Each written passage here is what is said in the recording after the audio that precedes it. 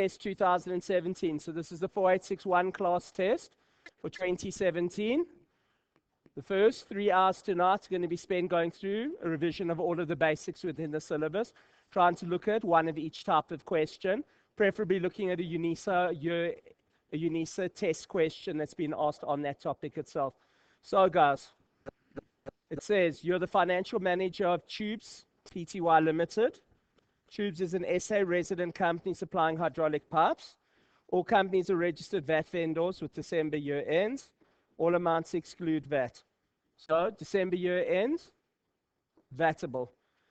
It says on 3 July 2014, Tubes acquired 3% of shares in a rival South African company, Pipes Pty Limited, at a cost of 300,000 Rand. Now guys, what I want to do is I want to just discuss general principles with you, with discussions and all of that. As far as this question is concerned, okay, the required itself says, write a memorandum to the board of directors to discuss supported with calculations, all the tax implications, excluding VAT.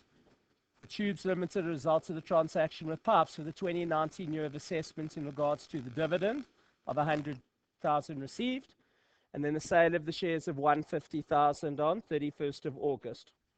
Is that all right? So, guys, it's asking for all tax implications. Everybody comfortable with that? When it asks you for all tax implications except VAT, how do you think you should approach doing a question like that? So, income tax, CGT, dividends tax, estate duty, donations tax, okay? Every single tax that you can think of, excluding VAT for this one, and make sure that you cover all of that stuff. Does everybody understand that? So whenever it says all the tax implications. Now, I just want to discuss practically about requireds and how requireds work. If they say, discuss only for these transactions, you'll discuss only for these transactions. If it says tax implications for the current year of assessment, guys, you'll only discuss for the current year of assessment. So I'm going to go through the solution for this one, but what I want to do is I want to treat it as if it said all tax implications and it didn't exclude VAT. Is that all right? Are you guys comfortable with that? Now, when it says all tax implications, does it set a time limit on anything? No. So the first thing you need to understand is if the question said discuss all the time implication, all the tax implications, you would start even with a transaction 20 years ago, and you would discuss the tax implications from a transaction 20 years ago. It's only when they're restricted to a particular period that you need to restrict it to a particular period. So let's just read through this and let's just go through the stuff. It says on 3 July 2014, Tubes acquired 3% of the shares in a rival SA company, Pipes Pty Limited, at a cost of 300.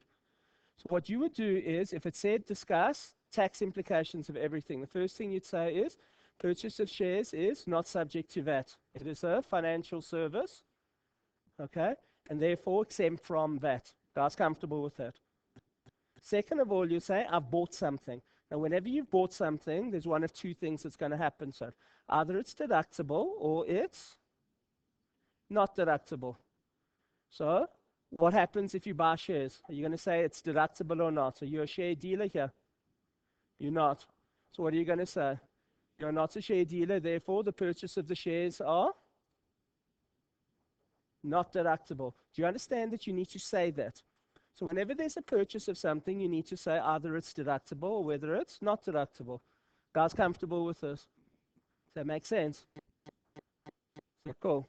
So it's not deductible. Therefore, it's got a base cost of 300,000. Are you guys comfortable? That's the way that you're supposed to discuss this stuff. Next thing, it says on 1 April, Pipes declared and paid a total dividend of 1.5 million to all of its shareholders. Okay, so declared and paid a total dividend of 1.5 mil. 1.5 mil times by 3%. Guys, that's 45,000 Rand. Everybody comfortable?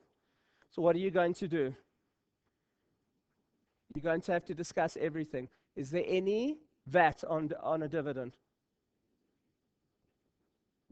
Is there VAT? VAT? No VAT. It's a financial service. Guys, comfortable with that? So you'd have to discuss no VAT. Second of all, guys, it's a dividend. So first and foremost, what would you need to do if you're discussing all the tax? Gross income include 45,000 into gross income. Exempt 45,000 section 10(1). Okay. No dividends tax. Why?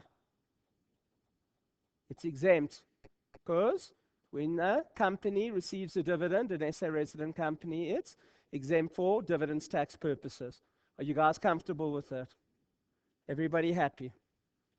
The question carries on. It says Pipes also declared and paid another dividend to all its shareholders, and this dividend Tubes received an amount of 100. So again, 100 in gross income, 100 exempt. Are you guys comfortable with it?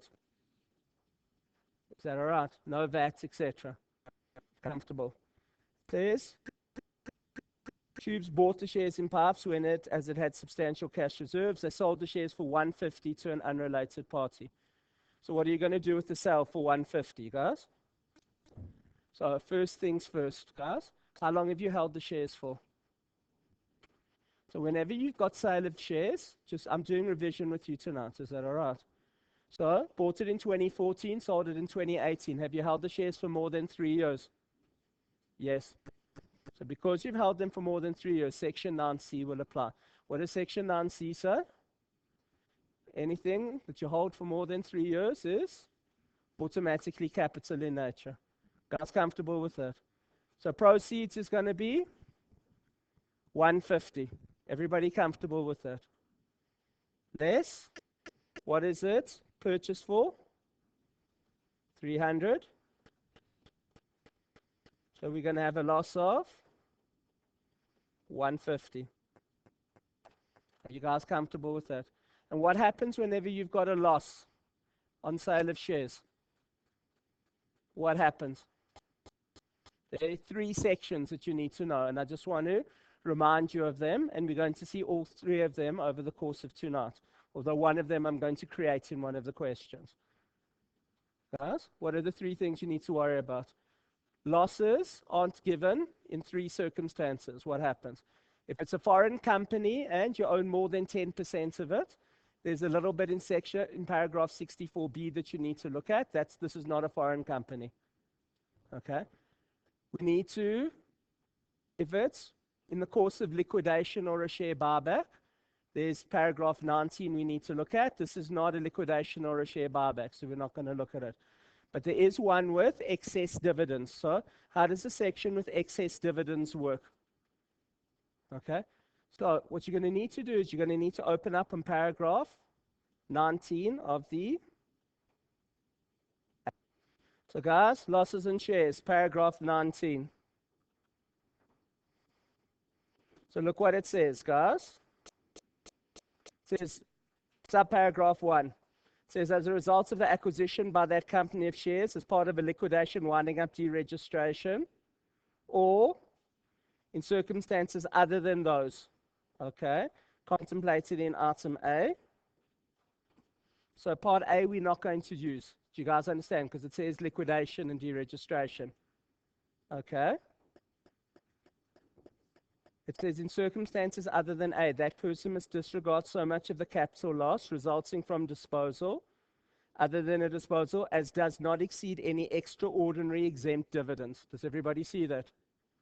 So it says we need to, this is paragraph 19, 8th schedule. So 8th schedule, it's CGT. So it says, must exclude so much of the capital loss resulting from the disposal as does not exceed any extraordinary exempt dividends. And then it's got extraordinary exempt dividends. It says, means so much of the amount of the aggregates of any exempt dividends received or accrued within a period of 18 months contemplated in subparagraph 1 as exceeds 15% of the proceeds. Does everybody see that?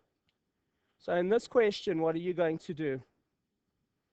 You're going to say, in the last 18 months, I've received a dividend of 45, plus I've received a dividend of 100. So I've received in total 145,000 rands worth of dividends.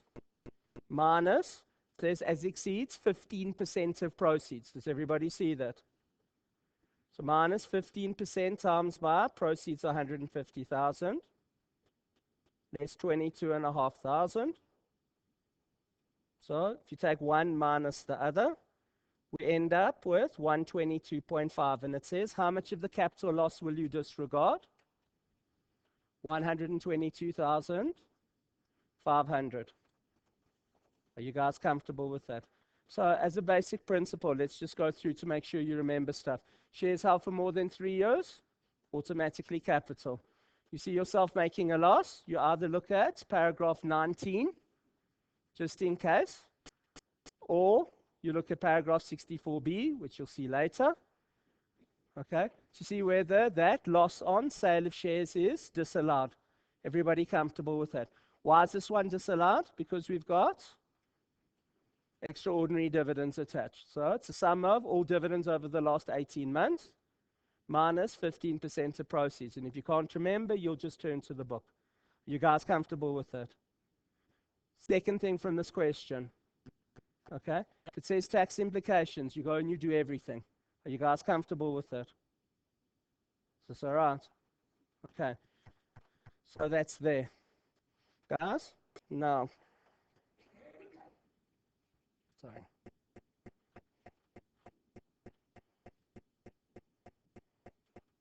Okay. Do you get marks for stating what the Act says? Okay. Can I just go through the stuff with you? It depends on what the mark plan is. So if the mark plan is only 1 or 2 marks, no, you're not really. You're going to get a mark for the calculation. Does everybody understand that? But if you look at the number of marks that was allocated here, there was far more than that that was actually allocated. So let's just basically have a little bit of a discussion on how to pad an answer up a little bit as well. So guys, if you've got something like the disposal of these shares and you want to pad the answer, and I'm not saying we're trying to pad the answer, I'm just discussing exam technique with you now. So the moment you've got sale of shares, you're going to say this is a disposal of an asset, therefore this transaction will be subject to a capital gains calculation. Are you guys comfortable? Do you think you often get marks for saying this is a capital gains, there's a disposal of an asset, therefore there's capital gains? Okay. The answer is yes, often you will get marks depending on the number of marks that's allocated in a solution. Are you guys comfortable with that? So if you ever need to pad something up, you're going to need to pad it. Are you guys comfortable with that? Now, I'd like to actually just have a little bit of a discussion on just like your worst case scenario here, and I'm doing a little bit of exam technique with you.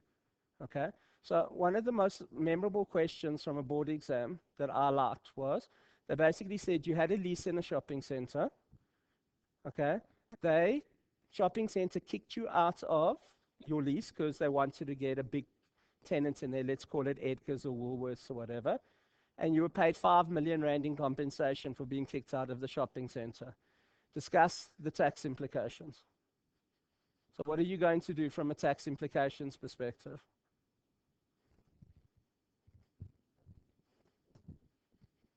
Guys, were you involved in a scheme of profit making? It's not going to be gross income, it's going to be capital. Are you guys comfortable with that? So there's essentially 2 things you need to look at here. You're going to have to look to see whether there's VAT, and you're going to have to look to see whether there's a capital gain. Are you guys comfortable with that? Is that cool? How are you going to deal with the VAT situation? And guys, don't feel bad. I mean, everybody felt this, so it's cool. Guys, so basically what I'm going to do is I'm always going to drop back to a default. I'm going to sit there and say, VAT, have you ever seen a section that deals with compensation for being kicked out of a lease? Is there a VAT section? So what do you always need to do with that? You drop back to default. What's default? That is on the supply of goods and services by vendor in the course or furtherance of an enterprise. Are you guys comfortable with that? So you would go and pull out the definition of supply and see whether you can supply compensation. Okay? You will go and you'll pull out the definition of a good and see whether compensation falls under the definition of a good. You will go pull out the definition of a service and see whether it falls under the definition of a service. Okay? Enterprise, yes, you're carrying on an enterprise. There's no problem with that. Okay? So by the time you finish, you're going to find there's no supply, because that's actually not a supply. Okay. Of a good or service, it's neither a good nor a service, so there's not going to be VAT on the transaction. Are you guys comfortable with that? And then from a CGT perspective, what are you going to do? What's CGT on? Disposal of an asset. Okay, is there a disposal of an asset that you've actually had here? And on a strict reading, no, there actually hasn't been a disposal of an asset. Are you guys comfortable with this? But depending on the way that you argue, you can go into different ways. So you go back to default. If they give you a deduction, how do you discuss a deduction? Okay. First thing you do is you say, is there a specific section? Because that's where the Act works. It says if there's a specific section, you're going to use a specific section first. If there's no specific section, what happens? Then you go back to 11A. Are you guys comfortable? So there was a board exam question about 2 years ago where they said, as part of their salary, each director is given a credit card, and the company pays the first 10,000 that they spend on that credit card each and every single month, and they use it for their own personal stuff. And they say, discuss that. Now, guys, what's that? If they give you a credit card and they say, go use it for your own personal groceries, and we'll pay the first 10,000 Rand, what is that? It's part of your salary. Okay, it's part of your salary cost. Is there a specific section that deals with salaries? No. So which section do you use? 11A. And what did you need to do to actually answer that? Go through 11A with all of the requirements of 11A. And how many oaks did that? They went, shit, I've never seen credit card expenses. I don't know what to do. So guys, it's always back down to default. Okay, if it's a deduction, go back to, specific section first. I never think that specific sections give you any problems, because you've seen the specific section, you know what to deal with. Do you guys understand? If I give you a bad debt, you know what to do with a bad debt. Does that make sense? So when you get given something that's not, okay?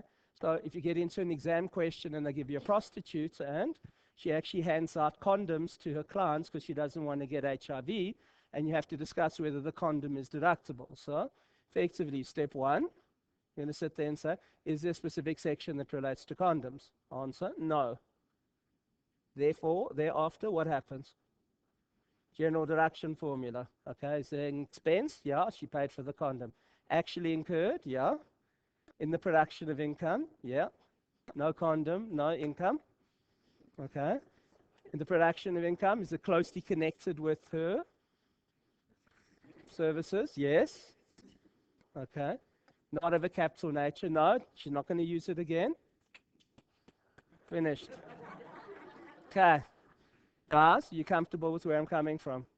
Please, just have a look at it. I'm trying to talk in very, very general terms just to start off with tonight, because we're going to do various questions. And most of these are very, very specific. It's the general stuff that kills you. It's not actually the specific stuff that kills you. So you're going to see later on, I'm going to do a couple of things that are a little bit more generic, and you just got to go back to generic. Are you guys comfortable? Okay. Just one extra thing. I'm not doing it tonight, but I will be doing it next week. I've got a question with interest in it. Do you understand that interest is not part of the general deduction formula? It's 24J, huh? So if you're going to do a question with interest and you go to general deduction, you're going to fail. Okay, it's got its own specific section, but I'll do it next week. Okay, let's go back here. Okay, next thing that I want to do. Next transaction, guys, is exchange of assets for shares. It says on 1 October 2019, Tubes acquired a piece of land from Spares, another local company, in exchange for a 15% equity shareholding and 15% voting rights in Tubes. Tubes and Spares are not part of the same group of companies, nor are they connected parties. Now, guys, why does every single question say with exchange of assets for shares that they're not part of the same group of companies? Because Section 24BA only applies if you're not in the same group of companies. So when they say you're not in the same group of companies, that means you need to do Section 24BA. Now remember, exchange of assets for shares, what happens? We've got the asset for shares transaction. Everybody happy with that? And we've also got a Section 24BA, depending on whether an asset is worth more than the shares or whether the shares are worth more than the assets. So let's carry on with this. So it says, not part of the same group of companies, so immediately you're going to go 24BA. And guys, this is a 4861 test, so don't worry about corporate rules. Are you guys comfortable? So we're going to have 40CA that's going to happen. Okay, what's the rule with section 40CA? It says you deem to have bought the asset for market value of the shares after the transaction takes place. So it says, okay, the land was held as a capital asset and had a market value of 7.5 and a base cost of 6 million on the base date of the transaction. Tubes issued 150,000 shares to Spares, and immediately after the transaction, the share price increased to 55 Rand per share. So guys, how many shares did they issue? 150,000 shares at 55 Rand a share. So 150,000 times 55 equals 825,000. So transaction's going to be at 825. So what are you deemed to have sold the asset for? 825. Guys comfortable with that? So from the guy that's selling it, what is he going to do? He's deemed to have sold it for 825. What is his base cost? 600. Because it said had a base cost of 600. And he's going to make a capital gain of 225,000 Rand. For the company that's buying the shares, what's going to buying the asset? That asset is going to be purchased for 825, and you're going to capitalize it at 825. Now, guys, you can't stop there. What are you buying? A piece of land. And it says Spares will hold that shares as a capital asset, and you're buying land. And what is the nature of this company, guys? You supply hydraulic pipes and tubing to mines and industrial companies, or you're a land dealer. So do you need to say that that land is not tax deductible? Anytime you buy something, you need to sit there and say, this company sells pipes and hydraulics, it's buying land, this is a capital asset, you will not get a deduction for the purchase of the land, and the land will have a base cost of 825,000. And that's not something that you guys do. But every time you buy something, if you get into a discussion question, you're supposed to say that. Are you guys comfortable with this? Are you guys happy with this? Does that make sense, guys? And that's there. Guys happy with that? So, looking at the solution. Sorry.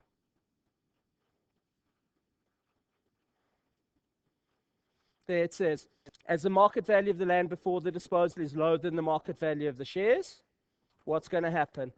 Asset, 825. Okay. Sorry, asset, it's worth 750. The shares were worth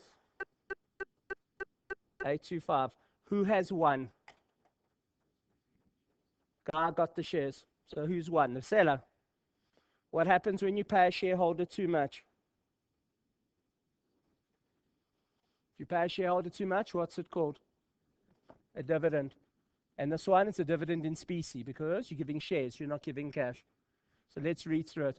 It says, as the market value of the land before disposal, 7.5 million, is lower than the value of the shares, 8.25, section 24BA applies. So you guys comfortable? You got to say section 24BA is going to apply. The difference of 750 is a deemed dividend. Okay? And then, guys, what you're going to need to do is you're going to have to actually go through all of the rules for dividends. So can we just discuss them? So if I'm doing dividends, guys, first of all, it's a dividend in specie. Guys, comfortable? It's an asset. Who's responsible for paying tax on a dividend in specie? The company, not the shareholder. Are you guys comfortable with that?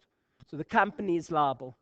What should you always do? Say it's payable within by the end of the following month. But this one, it's not in the solution, but I'm just talking generically for shares. Because with dividends tax, it's payable by the end of the next month. Okay? But this one is exempt. Why is this one exempt? Because it's company receiving it. SA resident company receives a dividend, it is exempt. Are you guys comfortable with this? Then, guys, okay, the company that's paying it, every time there's a transaction, you've got to do the income tax, because this one said tax implications. So there is a mark for saying the dividend is not tax deductible. Are you guys comfortable with it? And guys, Issuing shares, you cannot get a deduction for the issue of shares. Labatt case. Are you guys comfortable with that? It's one of the cases that you did. For the 4862s that were here last week, I went through Labatt in detail. Are you guys comfortable with that? So I'm giving a share. It's not tax deductible. Base cost, 825. From Spare's perspective, okay? I've sold shares, I've sold land, and I've got shares. So I've got to do both of them. I'll come to you now. So 8250 minus 6 million gives me my profit. And then you're going to say, I cannot get a deduction for the land. It is capital. Therefore, it will have a base cost of 8.25 million. Is that all right? But I would automatically, I know it's not there, but I'm just trying to cover you, and you need to do it with each thing. You need to say, I've got something, I cannot get it. It's not income, it's this or that. Are you guys comfortable with that? Guys happy with this? Hand up. So for the Labatt court case, yes, you get a mark for stating it. The basic principle, it said, Labatt said, when you issue a share, you actually have not paid anything for it. It's like donating your own organ. So basically, you're not actually paying cash. So if you haven't paid for something, you've just issued some shares, it's not actually incurred. Therefore, it's not deductible in terms of the general deduction formula. You guys comfortable with that? Is that cool, guys? Okay. Let's carry on. Okay.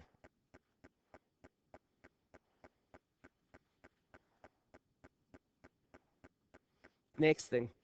This part of the question. You'll see I'm not doing everything. I just happen to be doing most of this.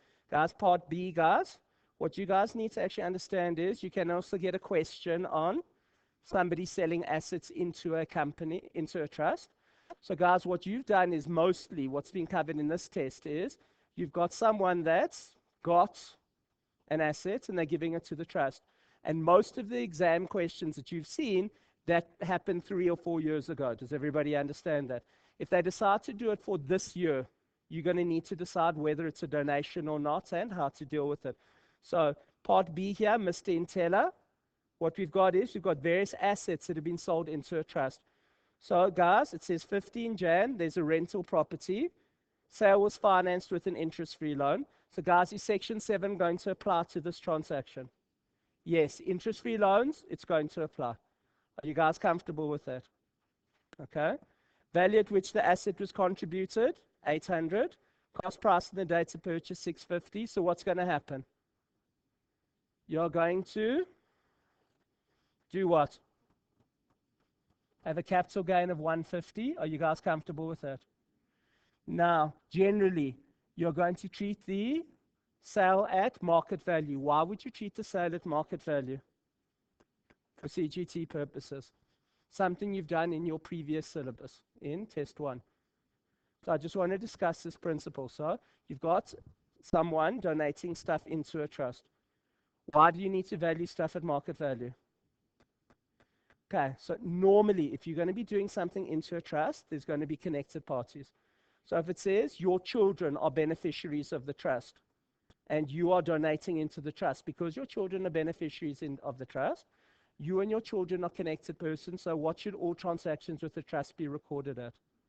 Market value, paragraph 38 of the 8th schedule. Are you guys comfortable with that? So even if they choose not to do it at market value, because the trust is a connected person, for tax purposes, it will record it at market value. Does everybody understand where I'm coming from? Is that cool?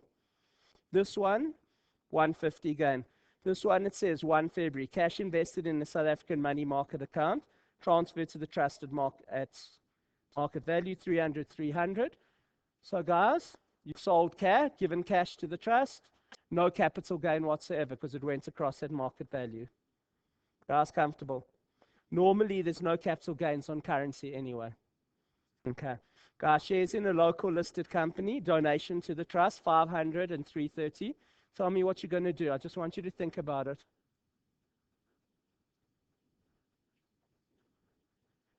There's CGT, there's also donations tax, and when you do the CGT calculation, you've also got paragraph 22 of the 8th schedule. Remember, y equals m minus a over m times d. Part of the donations tax actually gets included into the base cost of an asset. Are you guys comfortable with that? And I just wanted to just remind you about that. I'm not doing the calc here. If you want to go and do it by yourselves afterwards, just watch out. If there's an asset donated into a trust, its proceeds is market value because it's a connected person transaction. There's donations tax. And you got to go and do paragraph 22 of the 8th schedule and incorporate some of that donations tax into the base cost of the asset. Are you guys comfortable with that? Does that make sense, guys? Is that cool? Last one. 50% shareholding sale was financed through a market-related interest-bearing loan. What's going to happen with that, guys? There's no donation there. There's nothing. But there will be a capital gain, and you'll need to calculate the gain or the loss on there. Are you guys comfortable with this? That's not a donation. The moment it's at fair market value, then you're going to do it. Now, guys, for your test that I'm setting for you, what happens if I say that the asset's worth $1 million and I say that you bought it for 800,000, the trust, and you paid cash, trust paid cash, 800,000 for R1 million asset? What is the portion of the donation? 20%. So what's going to happen if you need to do 7-3? 20% is a donation, so 80% will go to the beneficiary and 20% will go to the donor. Are you guys comfortable with that? Because, and I just want to just go back here. Okay. You've got section 7 of the Act. I just want to actually just show you something. There's section 7(9), which is something that you guys not necessarily look at. What does section 7(9) say? 7(9) says when any asset has been disposed for a consideration which is less than market value of the asset, the amount by which such market value exceeds such consideration shall for the purposes of this section be deemed to be a donation. So guys, you know what section 7(3) does and 5 and 8. 7(9) says, if I've got an asset that's worth $1 million and I sell it for 800,000, 20% of it is a donation. And it's deemed to be a donation. So 20% of whatever the person gets will be subject to willage, obviously. Are you guys comfortable with that? Does this make sense, guys? You happy with that? Okay, so that's the one thing that's not included in that question. I just wanted to actually just deal with it. I'm not doing the trust question. I'm going to do various trust questions as we go through with stuff tonight. Okay, so guys,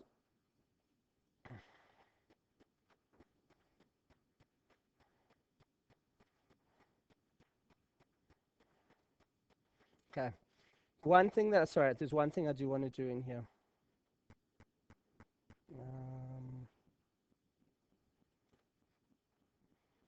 Guys, so it says, the market-related interest rate for the 2019 year of assessment is 8%, while the official rate of interest is 7.75. So there's just something extra that I want to do with you. Why is the market-related interest rate important, and why is the official rate of interest important? The market-related rate is for willage. Does everybody understand that? What is the official rate for? 7C. Now, you did section 7C as part of donations tax. You guys understand that there's a very high likelihood that you're going to get section 7C in your test, because you've got an interest-free loan. Okay? So, when does section 7C come into play? With which one of these? Will it come into play for the sale was financed through a market-related interest loan? Won't. Donation, does 7C come into play? No, you need low-interest loans. So here's the rental property. Sale was financed with an interest-free loan. Are you guys comfortable with that? So essentially what's going to happen, I want you to just look at the solution. Okay. Over here. Willage principle. So guys, okay, with willage, you're going to be using 8%. Everybody happy? Because that's a fair interest rate. Happy? As far as Section 7C is concerned, guys, what's going to happen here? There's 800,000. To work out your donation amount, you don't use your fair interest rate. What do you use? The official rate. Because the donation took place at a certain time during the year, you got a portion on a day's basis. Okay? And that's going to give you an amount. Okay? I was happy. And in this case, there's no 100,000 Rand exemption because what happens when he did this? So please just have a look here. Yeah, donation to the trust. Did you donate to the trust? What happens when you donate to the trust? You've used your 100,000 Rand. Exclusion already. Does everybody understand that? That's why the full amount of it's there. And what do we use for the interest-free loan? The market value of the loan. Transactions always recorded at market value. Guys comfortable with this? Guys happy with this? Does this make sense?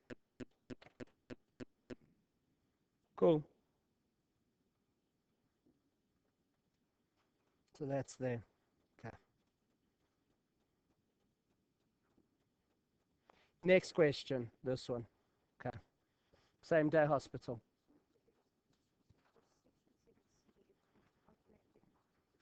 Yes, it will be. The limit, yeah. Yeah. Yeah. Yeah. I'm going to do a question with you now with Woolwich. Okay, guys, Woolwich, I've got a question that I'm going to do with you. Guys, so next question. So this is a 2016 class test. Let's go through it. So it says same day hospital is a 30-bed private hospital with 4 theatres which was started in March 1985. Same day as a resident company, not a small business corp as defined. Registered VAT vendor. The company has a 31 December year end. The hospital offers various same-day surgical procedures such as plastic surgery, ear, nose, and throat, surgery and dentistry. The hospital also administers and issues antiretroviral drugs. Shareholding, we'll come back to what the shareholding says. It says the family trust, we'll come back to that as well. Okay, transaction. It says on 31 Jan, same day, declared a cash dividend of 1.3 million to all of its holders of shares. There would not be a reduction in the company's contributed tax capital. If I can ask you to just go and look at the solution over here as I go through it. Okay. So, first part says calculate the amount of dividends tax that needs to go through. So the amount of the dividend was 1.3 million Rand. Everybody comfortable with that? So it's 1.3 million Rand. So multi-day hospital owns 25%.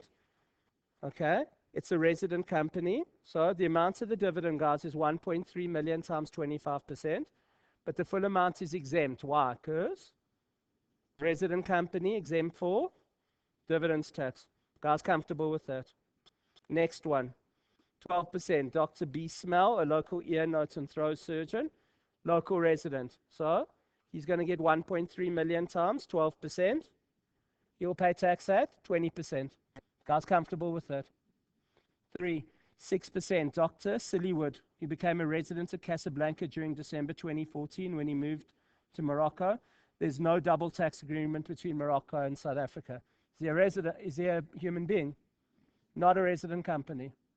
Therefore, what are you going to do? 6% times by 1.3 million times 20%. He's going to pay dividends tax at 20%. 26%. Medquip DKK, an unlisted non-resident company supplying medical equipment situated in Denmark. The company did not lodge a declaration with same day to indicate they qualified for reduced dividends tax.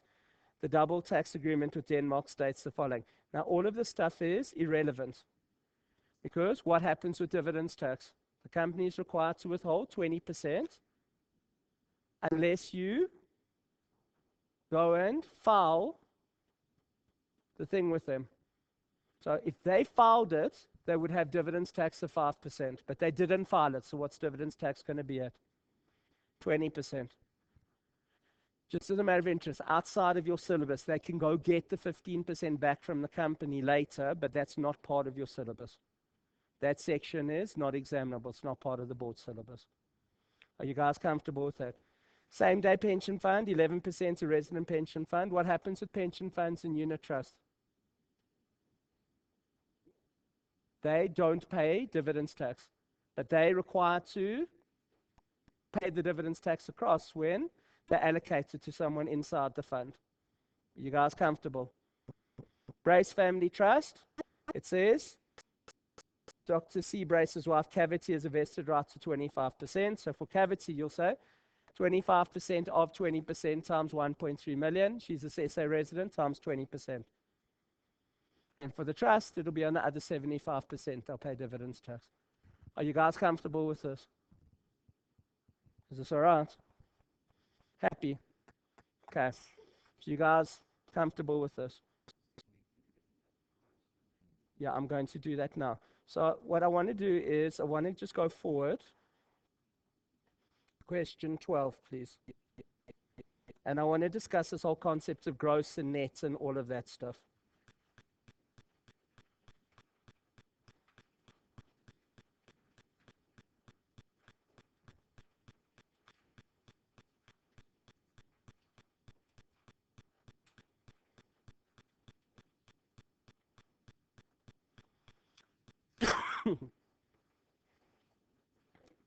Yeah. So I just want to just deal with this whole concept of gross and net and what you're supposed to put in and how to read questions. So dividends tax, you just got the question. Everybody comfortable with that? So what I want to do is I just want to do part B, okay, of the 2013 or 2012 paper. It's on page 158. So what it says is Shelley Limited paid the following dividends to beneficial owners after all the relevant declarations and undertakings were received. It says Sun Limited, a resident company, requested trading stock as well as a capital asset as a dividend in specie. So it says the cost price of the trading stock is 26 and the market value is 40. Now that's a dividend in specie. Does everybody understand that? So first of all, with a dividend in specie, we deem to value it at market value. So solar panels are its trading stock. Everybody comfortable with that? So you'll have a purchaser's deduction or whatever it is for the 26, and we give it to someone when it's worth 40. So what do we deem to have done?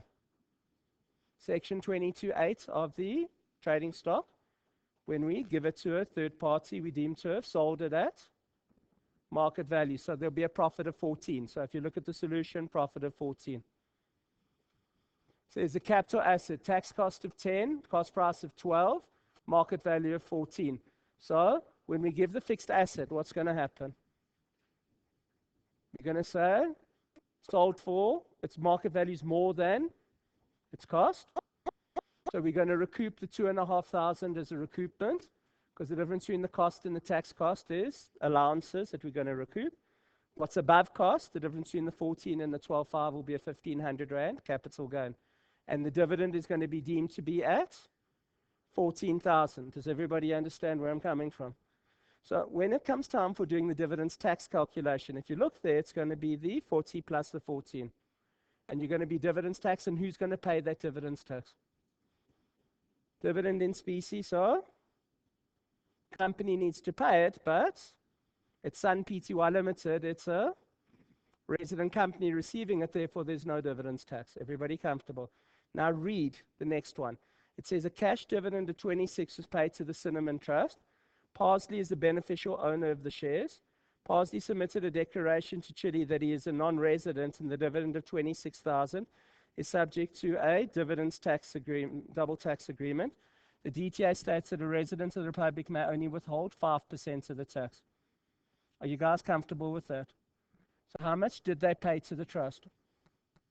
And let me just read the next one. It says the other shareholders received cash dividends of 182, and they're only natural persons. So when you read through the question, guys, I want you to have a look here. Okay? Guys? He's only receiving 26,000. That 26,000 is what? After 5% dividends tax has been withheld. So how's your calculation going to look? 26,000 times 100 over 95 times 5%. That's the amount of the dividends tax, the 1368. And the others are all natural shareholders. You paid them 182. That 182 is after the dividends tax has been withheld. So the original dividend must have been times 100 over 80 times 20%. So I'm going back to the question just to show you how it's actually worded now. Guys? So whenever you've got these dividends tax things, you've got to look to see whether they give you the actual cash that is paid across, or whether they give you the total dividend itself. In this case, they told you what the actual cash was that was paid across. So if you're calculating dividends tax, what do you need to do? You've got to add the dividends tax back on and then work backwards. Does everybody understand? So dividends tax questions consist of two types of dividends tax questions. The first question that I did with you in that hospital example, they said, listen, the gross dividend's 1.3 million. And then it's a nice simple calculation for you to do. This question's different. This question actually tells you this is how much cash you received. So if you've got to work back to the dividend, you've got to add back the dividends tax and then take it off. Do you guys see the difference between these two types of questions? And I just wanted to actually just make sure that you can see the difference with the two dividends tax questions. Guys comfortable with this? Okay, let's go back to the hospital example.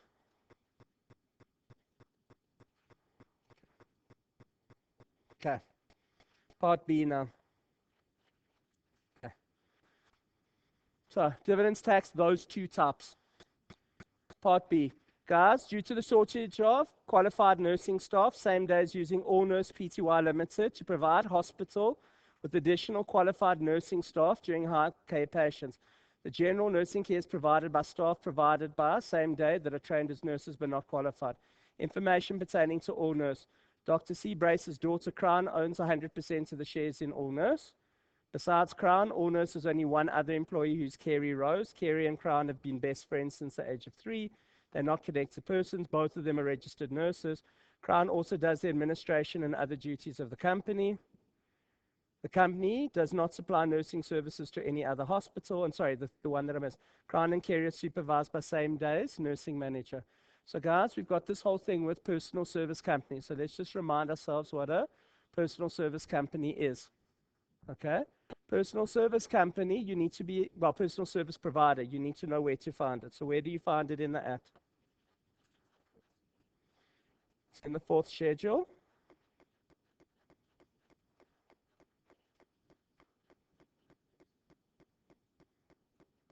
It's in the definitions. Personal service provider. Okay, so you're going to look at the solution now, and I just need you to just be aware. It says personal service provider means any company or trust. Is this a company? So company, cool. So I'd start with that. I know it's not in the solution, but I'd sit there and say, needs to be a company or trust. This is a company. It says where any service is rendered on behalf of such company to client, personally by any person who is a connected person. So number one, who would be a connected person? Crown Brace. Why? Because she owns 100% of the share capital. Does she work for the company? Does she provide nursing services on behalf of the company? Yes. So number one, she's a connected person and she's providing a personal service. Nursing services are personal services. And says such person would be regarded as an employee of the client. Okay. If such service is rendered by the person directly to such clients, other than behalf of the such company or trust, would a nurse normally be an employee? Yes. Tick. Or, and you still need to, where the duties must be performed mainly at the premises of the client, and it's subject to the controller's supervision of such client. So number one, it is done at the client and it's under their supervision. The question told you it is. Or more than 80% of the income from that company is derived from one client. In this case, 100% of the income is derived from one client. Guys, comfortable? And it says except where you employ 3 or more full-time employees that are not connected persons. There's only one person, her friend, that's not a connected person. Therefore, it's a personal services company. Are you guys comfortable with that? Is that cool, guys? Happy? Okay.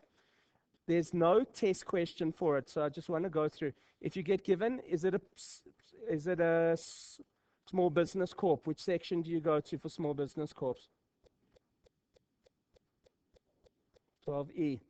And it's not the first section, it's in subsection 4, and there's the definition in there.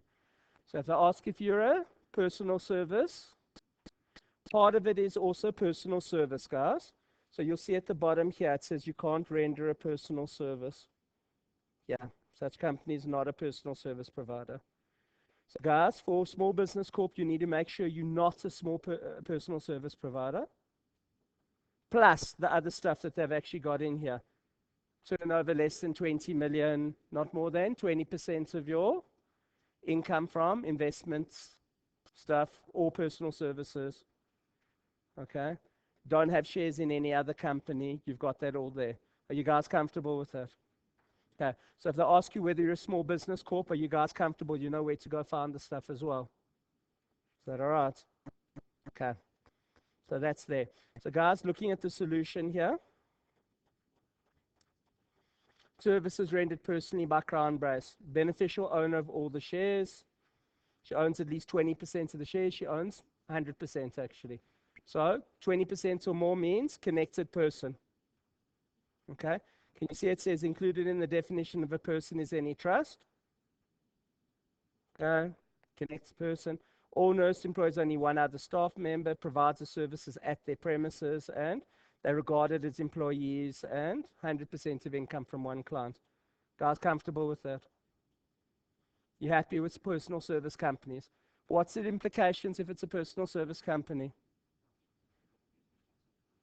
You can only get deductions that's for stuff that's wholly and exclusively, and you can only get what? Do you remember? So if you don't know where that is, where are you going to go find it? I'm very much for you guys actually knowing where to go find the stuff. I don't think you should learn it off by heart. 23, little k. Not big K.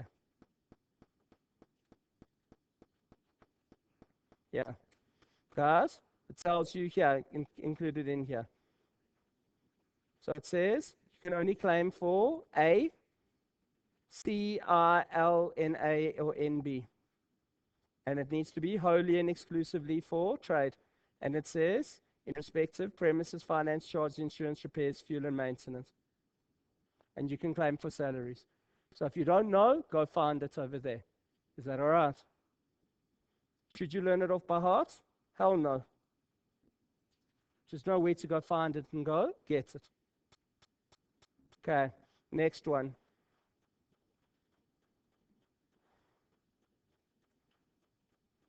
Okay, this one. This one, that's got the one that I wanted to do.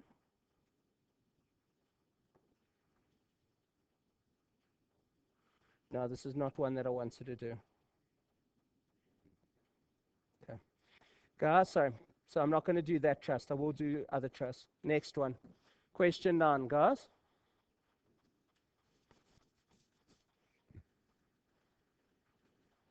So question 9 now. Can I ask you to please just turn to the solution where it's got that suggested solution over there. So you can look at the solution while I go through the question with you over here. Okay. So they can ask you to work out contributed tax capital. Just one or two things with contributed tax capital. Guys, each type of share owns its own contributed tax capital. You can't use a contributed tax capital of one share for another share. And the second thing is, if you want to give contributed tax capital to someone, they can't take more than what's due to them. Does everybody understand that? So I'm going to discuss both of those concepts as I go through this question with you. So it says Auto Pty Limited is an SA resident company. It was formed on 1 Jan with an issued share capital of 100,000 ordinary shares at R1.20 a share. So in the solution, it's got 100,000 shares at R1.20 a share, 120,000 contributed tax capital. So that's in the solution. It says, and 50,000 convertible shares with a cost of 60. So you've got 50,000 shares with a 60 cost. So guys, per preference share, it's actually R1.20 a preference share. Does everybody understand that? Okay. It says, transaction 1, on 30 September, 20,000 ordinary shares issued at 1 Rand 40 a share to resident shareholders. So 20,000 shares times 1 Rand 40, 28,000 gets added onto the ordinary contributed tax capital column. 2, on 1 July, there was a cap issue. What happens with cap issues? Not treated as dividends. So what are you going to put into the calculation? You'll add the shares on. There's an extra 142. You'll work out the number of shares, but there'll be no add-ons.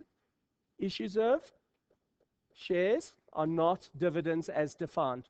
What's not a dividend? CTC is not a dividend. Cap issues are not dividends, and then certain share buybacks by listed companies are not dividends. Are you guys comfortable? So you'll see, if you ever get given a share buyback, probably the first thing you should say is, it's not a listed company, therefore, this can be treated as a dividend. Does everybody understand that? So those are the 3 things that are not dividends. Cap issues, CTC, contributed tax capital paid back, and then share buybacks by listed companies. Okay, and that's in the definition of a dividend. The next one, on 1 July 2017, 30,000 convertible prefs were converted into 20,000 ordinary shares, and preference shareholders had to pay an extra 50 cents per share for the conversion. So first things first, guys. We're going to take 30,000 pref shares away from the pref share column. How much does each pref share cost? 1 Rand 20, because it said 50,000 cost 60,000 Rand.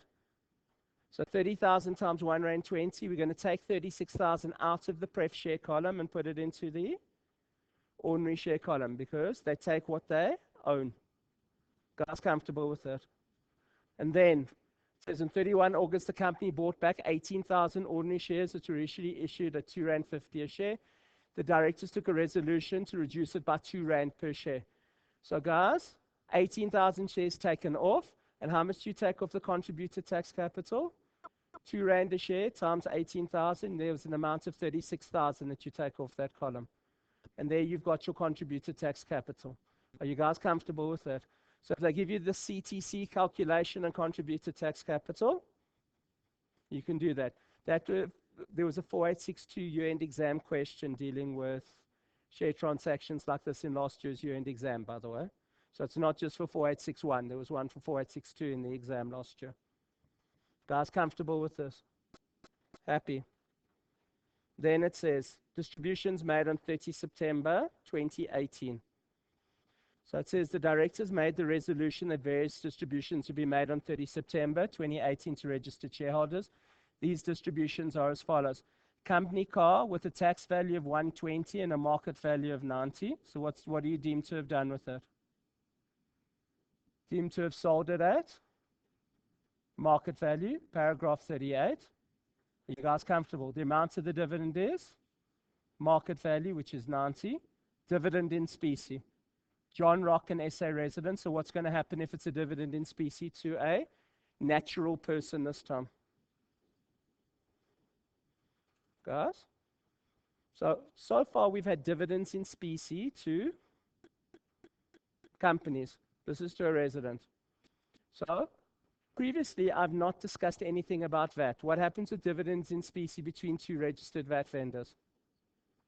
There's a VAT ruling, 327, okay?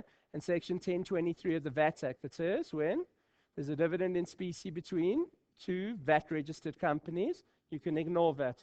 What's going to happen in this circumstance, though? He's a resident, not a VAT vendor. So what are you going to have to do? There might be VAT here, but it's a car. Is there VAT on a car? But you understand that if it wasn't a car, there would be a VAT discussion here. Are you guys comfortable? And what would the dividend be? The amount including VAT, because you're giving him the whole car. But there'd be a VAT amount, and what would go into gross income? Let's imagine this was a delivery vehicle. Let's imagine or let's call it a bakkie. What would happen if it was a bakkie? This is a bakkie being given to the guy. So that would be 90,000 times 15 over 115. Are you guys comfortable with that? Because that would be on the market value. Are you guys comfortable? The amount of the dividend received, guys, would be equal to how much?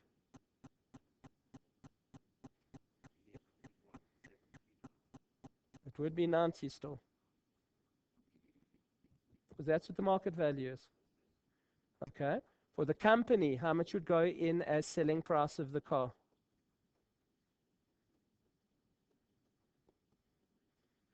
That would be the selling price of the car. Because remember, you're paying VAT on it. Are you guys comfortable with that? That's if it was a bakkie. It's not a bakkie here. Plus, because it's a dividend in specie, guys, you're going to have to work out the amounts of the dividend to be paid. And you're going to have to comment on the fact that it's payable end of the following month by the company. There's actually 3 marks normally attached onto it. Number 1 for saying it's payable by the company. Number 2, this is the amount that is going to be paid. And number 3, it's payable at the end of the next month, whatever it is in the question itself. Are you guys comfortable with that? Would you be careful? So guys, with dividends in specie, company to company, VAT, ruling, and section 1023, say that. You can ignore that. Are you guys comfortable with that? The moment it's to a non-VAT vendor, and the moment you've got an SA resident, generally it's not going to be a VAT vendor. Does everybody understand? Then there's VAT and stuff. The fact that this is a company card, there's no VAT, because there's no VAT on cars. But if there's any other asset, will you just be careful? Okay. It says Mr. Paul Young, not an SA resident, no DTA between South Africa and Paul's country of resident, cash dividend of 60, and it says gross amount distributed. Does everybody see that? Because it's gross, we don't need to say times 100 over 80. Is that right? So that's going to be 60,000 times 20% payable whenever. Class Pty Limited, a resident company, exempt. Guys, comfortable? Is that all right? So that's there. This one I want to do with you, full trust. So let's go through it. So can I ask you guys to actually read through this, and then I'm going to go through the solution. So I'd like you to read through it, and I'd like you to do whatever you would normally do when you read through a question. So guys, this is the way that you should be setting out stuff. It says the Zulu Trust was formed in 2015 by Mavis Zulu, a 52-year-old South African resident. Mavis decided to form a discretionary inter vivos trust after being diagnosed with a terminal brain disease. Mavis is still alive. The main objective in forming the trust is to provide for her 3 children. She appoints an accountant and a lawyer as trustees of the trust. The beneficiaries of the trust are her daughter Zodwa, 15 years old. So guys, you need to go find the table. Zodwa, minor. It's a minor child of Mavis. So only on Mavis's donations. It says, and her 2 sons, Mandla and Sipho, 20 and 26 years old respectively. Mandla immigrated to America in 2017 and is no longer considered to be an SA resident. So Mandla, non-res. Okay. He did not return to South Africa until after he immigrated and has no permanent establishment in South Africa. So 10(1)(h) will apply. Guys, now I just want to just discuss things with this. Do you understand that they can integrate test 1 into something? So what did you learn about withholding tax on interest in test 1? So if they ask you to do Mandla, what is going to happen with Mandla? Anything that goes to Mandla, there might be withholding taxes on it. Are you guys comfortable with that? So if you're asked to do Mandla in any way in a test, and there is something with Mandla in here with the withholding tax in it, guys, you need to remember the moment there's a non-resident, just understand you can have to calculate the withholding tax as you did in test 1. Are you guys comfortable with that? So withholding tax on royalty or withholding tax on interest, all of that stuff. You guys comfortable with that? So please just be aware of it. Did any of you think about that when you were reading through the question? Do you understand that you need to think about it? The moment they give you a non-resident, if anything stays in his hands, okay, if it's interest or it's a royalty, it's going to be subject to withholding tax. Okay. Guys, let's carry on. It says, in terms of the trust deed, The net rentals, local interest of 1 is 10%. Foreign dividends are distributed to beneficiaries at the discretion of the trustees. The beneficiaries only have a 90% vested right each in the foreign dividends. So let's have a look here. So foreign dividends, each of them have got a 90% vested right. Do you understand they could actually show you 0 on the table, but you still would have to give it to them? Does everybody understand? So they've all got a vested right. Okay? Nothing else is vested inside this question. Does everybody understand that? And then it says, Mavis disposed of the following assets: shares in a foreign listed company, not an SA resident, sold to the trusted market value, financed by an interest-free loan account. Everybody happy with that? So is there a donation for these shares in foreign listed companies? Yes, donors, Mavis. And then they tell you that the market-related interest rate is 7.5%. So you're going to have to sit there and say, listen, it's 750,000 times 0.075%, 56250, and that's going to be your willage limit. Are you guys comfortable with that? And it could be 7C. Are you guys comfortable? Okay. So there's a willage limit on the shares in a foreign listed company. Rental property, donation to the trust, 2.5 million. Is there a willage limit on that as well? Yes, it's a donation. It's still a willage limit. But had you sold it, times 0.075, gives you 187,500. There's your willage limit on there. Okay. Now, with this question, guys, I'll just go into it. And then it says cash invested. It says sold to the trusted market value with a market-related interest account. So, guys, what's going to happen? There's no donation here. But if it's with a market-related rate of interest, 800,000 at 7.5%, what's going to happen? Guys, 800,000 at 7.5%. We're going to have to just remember to put that into the solution. So if you guys look at the solution, you'll see that there's interest received of 60,000 Rand. It should be in the solution. Is the interest of 60 in the solution? Because remember, if they tell you there's a loan, you need to calculate interest on that loan. So, sorry, where's that 60? Where's Mavis? Sorry.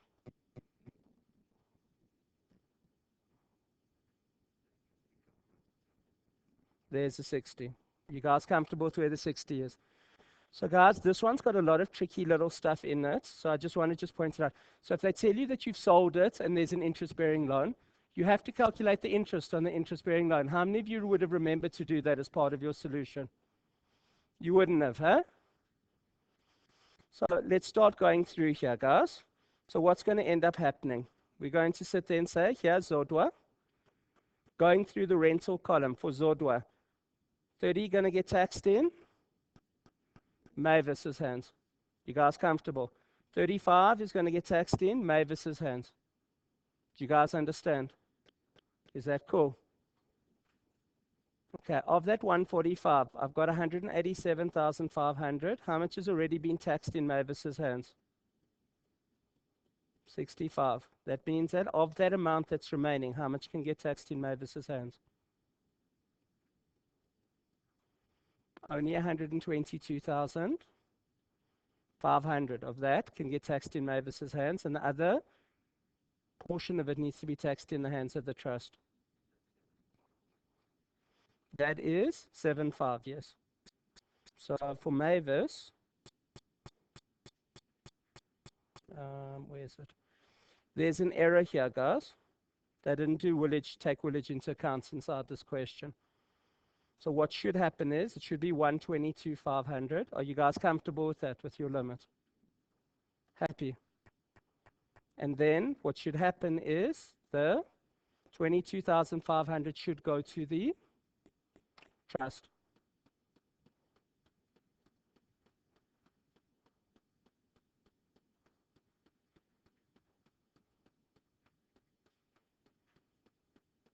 Okay.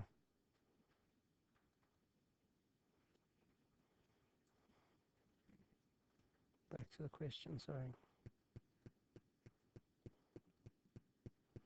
And guys, this column, what's the limit for this column? 56? 250. Are you guys comfortable with that? So what's going to happen with the 56, 250, guys? 24 is going to get taxed in Mavis's hands. 24 is going to get taxed in Mavis's hands. Okay? There's 56 there, minus 48. And for this part, they actually did do the willage in the solution. So you can see our 52, 6, 250 can be taxed in Mavis's hands. As her income, in terms of Section 7 is 56, the willage principle would not apply. Are you guys comfortable with that?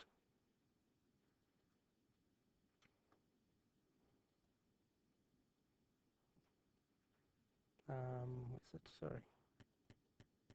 Yeah.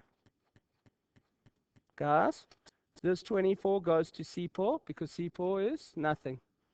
This 8, Section 7.5 goes to Mavis. So 24 plus 24 plus 8 is 56. It's less than 56, 250. Therefore, she can be taxed on everything.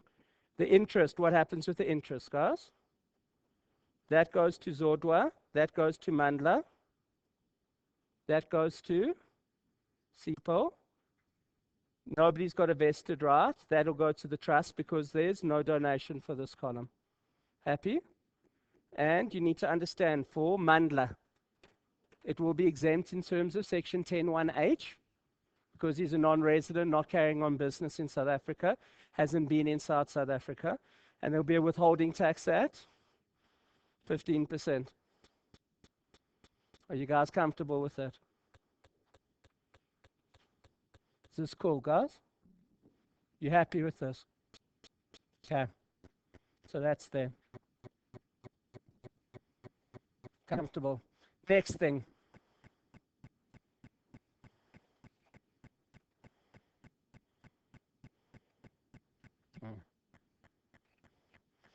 Part A, this one I'm not interested in. You guys can do it by yourselves. Very, very straightforward. Guys, number 2. This one was answered very badly, so I'm going to do it nice and slowly with you. So guys, this was used as a 4861 and 4862 test. Okay, 4862 had a little bit more in it, but this is the 4861 version of it. It says, you use the following short scenarios to possibly explain the normal tax principles relating to trusts for study purposes. Okay, so what they give you is, you've got rental income of 90, you've distributed 70, 35 and 35, retained income's 20. It says, the property transferred to the trust is an income producing property. The beneficiaries are the children of Bert, namely Adam, 16 years old, and Carol, 22 years old. So Adam's a minor, and for Carol, she's going to get taxed. Section 7 is not going to apply to her. Are you guys comfortable? So it says number 1. It says the property was donated to the trust by Bert. Adam and Carol have vested rights to the income of the trust. Now, if a question says that someone's got vested rights to the income of the trust, Adam's got 35, Carol's got 35, and then of the 20 that's left over, 10 will go to Adam and 10 will go to Carol. So what you're going to do here is you're going to say, listen, Carol gets 35 distributed to her by the trust. Section 25B1. She's got a vested right to it, taxed in her hands. The retained income, 20. Because she's got a vested right to half the income, 10,000 belongs to her, taxed in her hands, 25B1. As far as Adam's concerned, parent made a donation, therefore, Section 7.3 will apply. Of the amount that is distributed, Section 7.3 will apply to the amount that's distributed. Guys, comfortable? 35 taxed in the hands of the parent. The 10,000 also belongs to him. Therefore, in terms of Section 7.3, the 10,000 rand that Adam gets will also be given to him as well. Are you guys comfortable with that? Are you guys happy?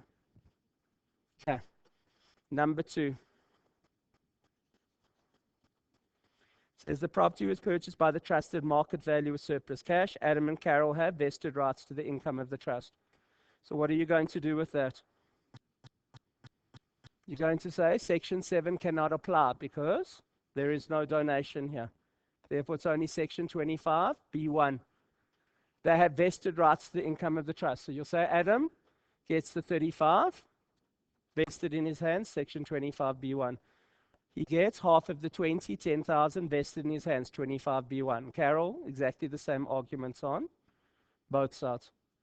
Does that make sense, guys? Happy? 3 says the property was purchased by the trust at market value with surplus cash. Adam and Carol have contingent rights to the income. Can I ask you to think about it for 30 seconds? What you'll do?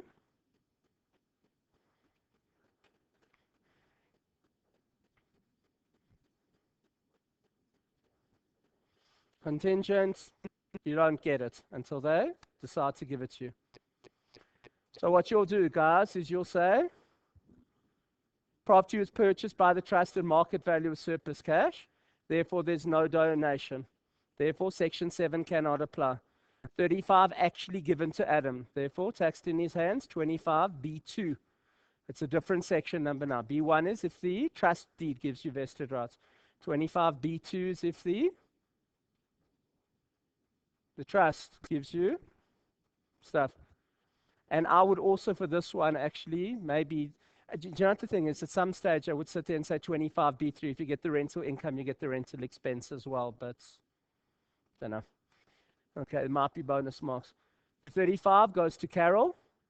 Guys, if it's contingent rights, who gets taxed on the 20? There's no donor for number 3. So who gets taxed? The trust. Goes? No donor. 4, the property was sold to the trusted market value of $1 million, funded by an interest-free loan from Bert. Adam and Carol have contingent rights to the trust. Market-related interest is 40 for the period. The official rate is 7.75% for the 2019 year of assessment. So what's going to happen, guys? So what you'll do is you'll say Carol first and foremost. 35 that Carol gets. So does she have vested rights or contingent rights? Contingent. So the 35 that's given to her, taxed in her hand, Section 25B2. The 35 that's given to Adam, there is a donor now because there's an interest-free loan. So who's going to get taxed on the 35? The parent. Now it's comfortable. Okay, contingent rights. So 20,000 is available for Section 7.5. So the donor's alive. There's a stipulation. And no one's got a vested right. Therefore, 20 should be taxed in the donor's hand. But the willage limit is how much? 40. So 5 will be given to the donor. And 15 will stay in the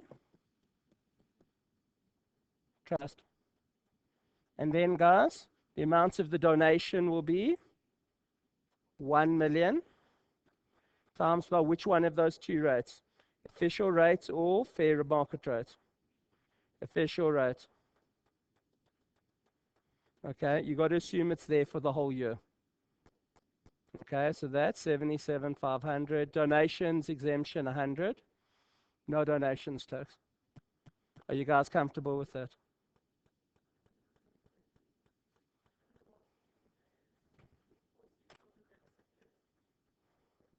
Sorry? Oh, 40,000. It says that in terms of willage, it would be 40. Okay. How much has he been taxed on already for Adam? So how much can he be taxed on that's left? Only 5 more. So even though he could be taxed on the full 20, what happens? He can only be taxed on 5, and the other 15's got to go to the trust. Next one, guys. It says Bert donated the property 3 years ago to the trust. Bert died in the previous year of assessment. Adam and Carol have vested rights to the income of the trust. So what's going to happen? 35 to Carol, 35 to Adam. The 20, 10 goes to Adam, 10 goes to Carol. Are you guys comfortable? Okay. So what happens, guys, if it says that they've got contingent rights? Sorry, there was some extra stuff there in the 4862 paper. So what happens if it says that they've got contingent rights and Bert died 1 day before year end? So 35. So it's part 4. But let it say that Bert died. Let's say, imagine Bert died 1 day before year end. So 35 go from Adam goes to Bert because it was given to. Let's imagine that Adam was paid that 2 months before year end. Is that all right? Was Bert still alive? So taxed in Bert's hands. Carol 35 goes to her. Contingent rights. The 20. He was alive for 364 out of the 365 days. What happens to the 20,000 in terms of Section 7.5? 7.5 only applies if you're alive at the end of the year of assessment. If you're dead, Section 7.5 does not apply to you. So the full 20 will be taxed in the hands of the trust. 7.5 says the donor's got to be alive on the last day at the end of the year of assessment. If the donor dies, no Section 7.5. Are you guys comfortable? Even if you're alive for 364 out of the 365 days. Is that all right? Does that make sense? So often in a 4862 question, what they'll do is they'll say that the donor dies just before year end. So often what you might have is you might have dates in the question as to when things got paid. And if the donor dies, you've got to look to see when he was alive, whether he was alive when it got paid or whether he wasn't alive when it got paid. Are you guys comfortable with that? And then 7.5 does not apply for donors dead. Okay. So that's there. Okay. So that's there. Next one. Not Argo Lincoln. Liquidations. Okay. I'm going to actually give you a break now. Is that all right? Okay, guys. Sorry, just part C, deemed dividends. So it says, giving CC has a February year end and made the following loans to residents on 30 September 2018. An interest-free loan of 50,000 to the daughter of a member of the CC. She's not an employee of the company and wanted the loan to finance the purchase of a new car. Okay? And then an interest-free loan of 1,500 was made to Jason, a member who's also a full-time employee of the company, and the loan was made by virtue of his employment. It's customary for the company to make private loans to the employees of the CC up to an amount of 20,000 Rand. So guys, the second one is a fringe benefit. Does everybody understand that? Why? Because the loan is given by virtue of what? By virtue of his employment. And guys, any casual loan of 3,000 or less, there's no fringe benefit on. Are you guys comfortable with that? So if you see a loan, and technically that shouldn't be in this test, but because you haven't done individuals yet, but that's there. Guys comfortable? So is this a deemed dividend, the interest-free loan of 50,000 to the daughter? So can I just show you how to do this properly? So it's section 64E4.